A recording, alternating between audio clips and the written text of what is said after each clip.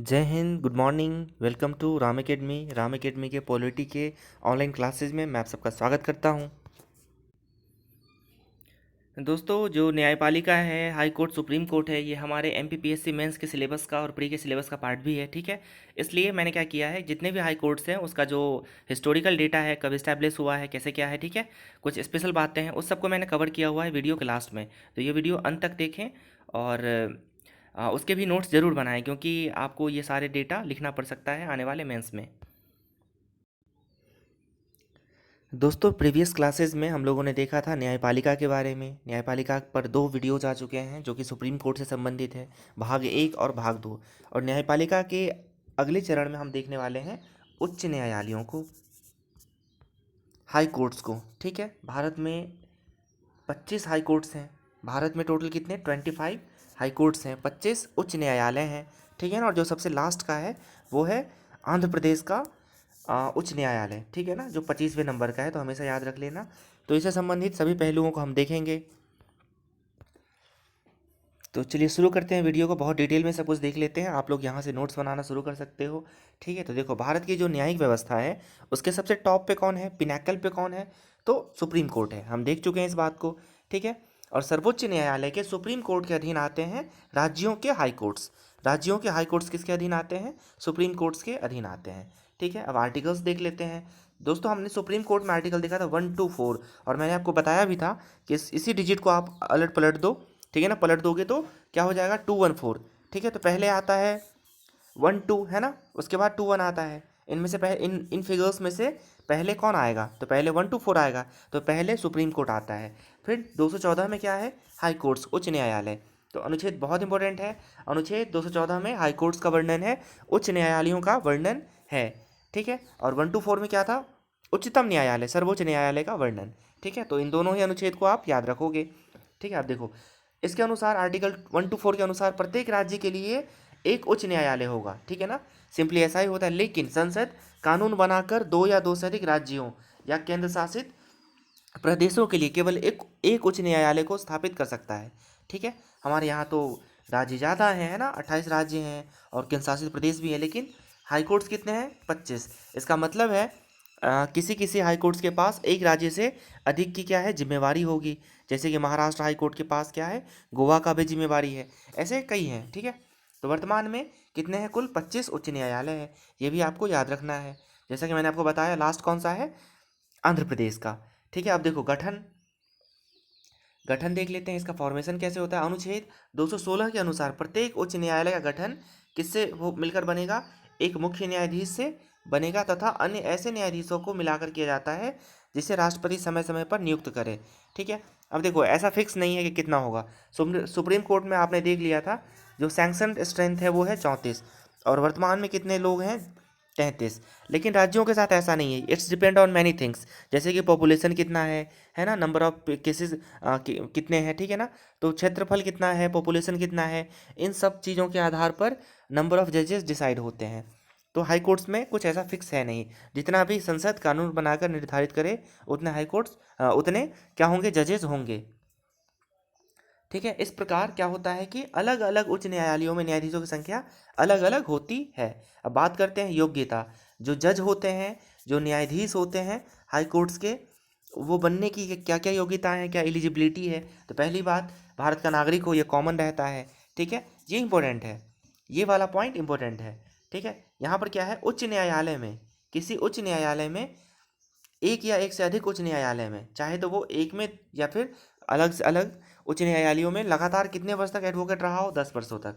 मतलब कोई भी व्यक्ति 10 वर्षों तक वकालत किया हो, ठीक है ना, हाई कोर्ट्स में, तो वो एलिजिबल है जज बनने के लिए, सुप्रीम हाई कोर्ट का जज बनने के लिए योग्य है। ठीक है, या क्या हो, 10 वर्षों तक किसी जुडिशियल डिजिग्नेशन पे आसीन रहा हो, किसी न्यायिक पद पर रहा हो। ठीक है, या तो 10 वर्ष तक वकालत किया हो, कहाँ पर, हाई कोर्ट्स में, अलग अलग हाई कोर्ट्स में या एक ही हाई कोर्ट्स में, या नहीं तो फिर 10 वर्षों तक किसी न्यायिक पद पर रहा हो, तो वो एलिजिबल है। ठीक है, अब नियुक्ति की बात कर लेते हैं। रिलेवेंट जो आर्टिकल है वो है 217। अनुच्छेद 217 के अनुसार उच्च न्यायालयों के न्यायाधीशों की नियुक्ति किसके द्वारा, राष्ट्रपति के द्वारा की जाती है। अब देखिए, नियुक्ति तो राष्ट्रपति करते हैं, लेकिन यहाँ पे क्लाउज है, क्लाउज ये है कि जो राष्ट्रपति ये नियुक्ति करेंगे कैसे करेंगे, जो मुख्य न्यायाधीश है, ठीक है ना, उस हाई कोर्ट का जो चीफ जस्टिस है उससे, और उस राज्य के ये तो खैर दो दो बार हो गया, चलो कोई ना। देखो मुख्य न्यायाधीश का यहाँ पे मतलब है सीजीआई से, सही लिखा हुआ है, और साथ ही साथ हाई कोर्ट्स के मुख्य न्यायाधीश से भी, और गवर्नर, ठीक है ना, तीन लोगों से सलाह मशवरा करेंगे, परामर्श लेंगे, उसके बाद नियुक्तियां करेंगे राष्ट्रपति। किस किस से? सीजेआई, सीजेआई का मतलब जो सुप्रीम कोर्ट के चीफ जस्टिस होते हैं वो, उसके बाद उस संबंधित हाई कोर्ट के मुख्य न्यायाधीश से, और राज्यपाल से परामर्श के बाद ही ऐसी नियुक्तियां करेंगे। कौन? राष्ट्रपति जी। देखो अब एक टर्म होता है कार्यवाहक मुख्य न्यायाधीश का, एक्टिंग चीफ जस्टिस, ठीक है। अब देखो ये क्या होता है, इसका वर्णन है अनुच्छेद 235 में। इसके अनुसार राष्ट्रपति किसी भी जो अपने न्यायाधीश हैं मुख्य न्यायाधीश के अलावा, उसको कार्यवाहक मुख्य न्यायाधीश बना सकता है। कब बना सकता है? यदि किसी कारण से पद रिक्त हो गया है। तो बहुत सिंपल सी बात है कि जो मुख्य न्यायाधीश है, या तो वो बीमार पड़ गए हैं, उनकी डेथ हो गई है, या कोई भी कुछ ऐसा हो गया है कि वो प्रेजेंट नहीं है, तो इस कंडीशन में राष्ट्रपति क्या कर सकते हैं, उन्हीं में से जो सामान्यतः जो सबसे सीनियर होते हैं, सबसे वरिष्ठ होते हैं उम्र में, उन्हीं को बना देते हैं क्या? कार्यवाहक मुख्य न्यायाधीश। इसके अलावा एक और टर्म है अपर एवं कार्यकारी मुख्य न्यायाधीश, ठीक है। अब ये क्या होता है, इसका अनुच्छेद है 224। इसके अनुसार किसी उच्च न्यायालय के कार्य में अचानक से क्या हो, वृद्धि हो जाए, अचानक से बढ़ जाए, किसी राज्य में बहुत सारे नंबर ऑफ केसेस आने लगे, तो राष्ट्रपति क्या करेंगे, वर्कलोड कम करने के लिए एडिशनल न्यायाधीश की नियुक्ति कर सकते हैं, ठीक है ना। लेकिन इनकी अवधि रहती है दो वर्ष के लिए, ठीक है, 2 वर्ष के लिए इनको नियुक्त कर सकते हैं। देखो जब वर्कलोड बढ़ेगा तभी ऐसा करना है, अदरवाइज ऐसा नहीं होता। अब ओथ की बात कर लेते हैं। जो हमारे हाई कोर्ट्स के जो न्यायाधीश लोग होते हैं उनको शपथ कौन दिलवाता है? तो पहली बात, संवैधानिक प्रावधान, संवैधानिक ओथ का जो वर्णन है अनुच्छेद 219 में है, ठीक है। और इनको शपथ दिलवाते हैं उनके पद की राज्यपाल, ठीक है ना। जैसे केंद्र में होता है राष्ट्रपति शपथ दिलवाते हैं सुप्रीम कोर्ट के न्यायाधीशों को, वैसे ही राज्यों में जो हाई कोर्ट्स होते हैं उनके न्यायाधीशों को शपथ कौन दिलवाएंगे? गवर्नर दिलवाएंगे। सिंपल सी बात है, क्योंकि जैसा जो पद है राष्ट्रपति का, बिल्कुल काउंटर पार्ट वाला पद है राज्यपाल का राज्यों में। अब बात कर लेते हैं इनका जो टेन्योर और वैकेंसी, कार्यकाल और पदरिक्तता। तो देख लो इनका 62 वर्ष तक है। हमेशा याद रख लेना, जो सुप्रीम कोर्ट था वहाँ पर था 65 वर्ष, और हाई कोर्ट में 62 वर्ष, ठीक है। यहाँ पे हम गलती कर देते हैं, यहाँ से कई बार क्वेश्चन पूछ भी लिया जाता है, ऑब्जेक्टिव आ जाते हैं, ठीक है। तो जो सुप्रीम कोर्ट के जस्टिस होते हैं उनकी रिटायरमेंट की उम्र है 65 वर्ष, और हाई कोर्ट वालों की कितनी है? 62 वर्ष, 62 ईयर, ठीक है ना। कितने हैं? 62 ईयर। तो वेरी वेरी इंपॉर्टेंट क्वेश्चन है ये, इसको याद रख लेना। इसके अलावा भी निम्नलिखित प्रकार से उसका जो पद है वो खाली हो सकता है। एक तो है कि त्यागपत्र दे दे, ठीक है ना, त्यागपत्र देकर अपनी सेवा से मुक्त हो जाए, इसका वर्णन है अनुच्छेद 217 में। उसके बाद ये आकस्मिक लिखना था, यहाँ पे गलत टाइप हो गया है, आकस्मिक मृत्यु हो जाए इनकी, ठीक है, तो इनका पद खाली हो सकता है। उसके बाद अगर संसद सिफारिश करे तो राष्ट्रपति इनको हटा सकता है। मान लो इनके खिलाफ कंप्लेन आ रही है तो संसद इनको हटा सकता है, ठीक है। या फिर इनका ट्रांसफ़र हो जाए, किसी दूसरे हाई कोर्ट में इनका ट्रांसफ़र हो जाए तो भी पद खाली हो जाएगा। तो ये सब चीज़ आप याद रख लेना। अब सबसे इंपॉर्टेंट क्षेत्राधिकार एवं शक्तियाँ, ठीक है। तो उच्च न्यायालय को सेम टू सेम जैसे हमारे सुप्रीम कोर्ट थे, सुप्रीम कोर्ट की तरह ही इनको भी बहुत सारे अधिकार प्राप्त हैं, ठीक है। उच्च न्यायालय को भी उच्चतम न्यायालय की तरह काफ़ी क्षेत्राधिकार, काफ़ी शक्तियाँ होती है, ठीक है। तो राज्य के अंदर ये सर्वोच्च न्यायालय होता है। एक राज्य के अंदर ये सबसे बड़ी न्यायिक संस्था होती है, सर्वोच्च न्यायालय होता है, ठीक है। और सुप्रीम कोर्ट के एडजकेंट ये भी क्या करता है, मूल अधिकारों और बौद्धिक है, सॉरी यहाँ पे वैदिक लिख गया है, बौद्धिक अधिकारों का संरक्षक होता है ये, ठीक है। और इनको भी संविधान की व्याख्या करने का अधिकार होता है। जो हाई कोर्ट्स होते हैं ये भी मूल अधिकारों के संरक्षक होते हैं, बौद्धिक अधिकारों की रक्षा करता है, और संविधान का व्याख्याकार भी होता है। कौन? हाई कोर्ट्स, लेकिन राज्य में, ठीक है। अब क्षेत्राधिकार की बात करते हैं एक एक करके, तो देख लेते हैं। सबसे पहले ओरिजिनल जुरिस्डिक्शन, ठीक है। मूल क्षेत्राधिकार हम पहले भी देख चुके हैं सुप्रीम कोर्ट में। दोस्तों जब भी मूल क्षेत्राधिकार की बात चलेगी इसका मतलब होता है कि वैसे मामले पे इनका अधिकार होगा, मतलब ऐसे मामले भी होते हैं जो केवल और केवल उसी पार्टिकुलर कोर्ट्स में सुना जाए, ठीक है। जैसे आपने देखा था सुप्रीम कोर्ट का मूल अधिकार में कुछ मामले देखे थे, संघ राज्य राज्य राज्य ऐसे वाले मामले देखे थे, है ना, जिसकी सुनवाई केवल और केवल सुप्रीम कोर्ट में हो सकती है। वैसे इनके पास भी है कुछ मूल मूल अधिकार, मूल क्षेत्राधिकार। जैसे कि आप देख लो, संसद सदस्य, राज्य विधानमंडल के सदस्य का अगर निर्वाचन का मामला होगा तो इसकी सुनवाई केवल और केवल हाई कोर्ट में ही होगी, संबंधित राज्य के हाई कोर्ट में ही होगी। ठीक है, आप तुलना करके देख लो ना, जो जब सुप्रीम कोर्ट आपने पढ़ा था तो उसमें पढ़ा था आपने राष्ट्रपति और उपराष्ट्रपति के निर्वाचन संबंधी विवाद केवल कहाँ पर जाएगा, सुप्रीम कोर्ट में जाएगा। सिमिलरली यहाँ पर जो संसद सदस्य है या फिर राज्य विधानमंडल के सदस्य है, ठीक है ना, उस राज्य से बिलोंग करता है, उसके निर्वाचन का विवाद है तो उसी राज्य के हाई कोर्ट में सुना जाएगा। उसके बाद मूल अधिकारों से के प्रवर्तन से संबंधित अधिकार। अब देखिए राज्य में क्या होता है कि किसी का जो फंडामेंटल राइट है वो एक्सप्लॉइट हो रहा है, वायलेट हो रहा है, तो उसको इन्फोर्स करवाने की जिम्मेवारी होगी किस पर, हाई कोर्ट के ऊपर। ठीक है, उसके बाद संविधान की व्याख्या ये भी कर सकते हैं कौन, हाई कोर्ट कर सकते हैं। संविधान की व्याख्या हाई कोर्ट कर सकते हैं। देखो क्या होता है, हमारा जो संविधान है दुनिया का सबसे लंबा लिखित संविधान है। कई बार एक दूसरे के मतलब दो क्लाउज आपस में ही कॉन्ट्राडिक्ट कर जाते हैं, इसलिए एक्सप्लानेशन की ज़रूरत होती है।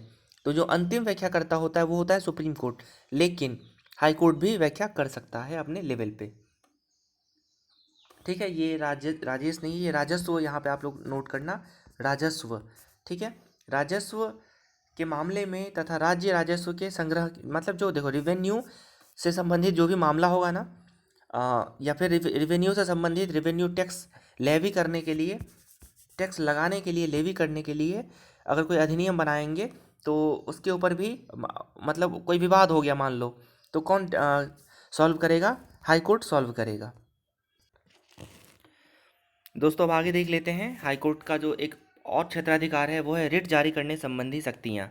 ठीक है, देखो इसके ऊपर मेरा एक डेडिकेटेड वीडियो आ चुका है, आप लोग एकेडमी की वेबसाइट पे जाके देख सकते हो। ये एक वीडियो है यहाँ पे। ठीक है, इस वीडियो में आपको मिल जाएगा बहुत ही अच्छे से इसके बारे में सभी नॉलेज।